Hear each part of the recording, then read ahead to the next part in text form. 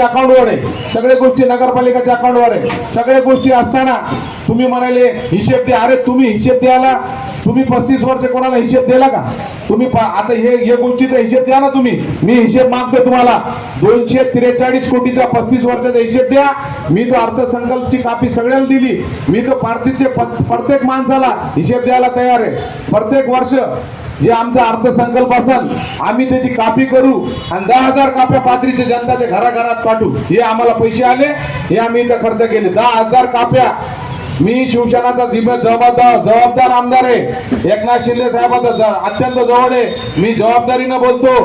प्रत्येक वर्षी अर्थसंकल्पचे कापी 10,000 काप्या मी करून प्रत्येक माणसाच्या घरी पाठवितो. गोरगरिबाला हिशेब मागायचा अधिकार मला आहे, पण मला जनताला हिशेब मागू द्या, मी द्यायला तयार आहे. पण तुम्ही पूर्ण पाथरी खाल्ला, जिल्हा खाल्ला, तालुका खाल्ला. आज 1200 एकर जमीन झाली, तुमचे टावर झाले, पुरे पाथरी शहरात जमिनी झाले. हे पैसे कुठून आले याचा हिशेब द्या ना तुम्ही पहिले.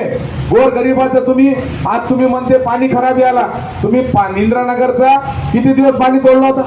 18 दिवस तुम्ही पाणी पाजू दिला नाही. तिथला तुम्ही 1-2 माणसावर केस केली. ते माणूस वारला.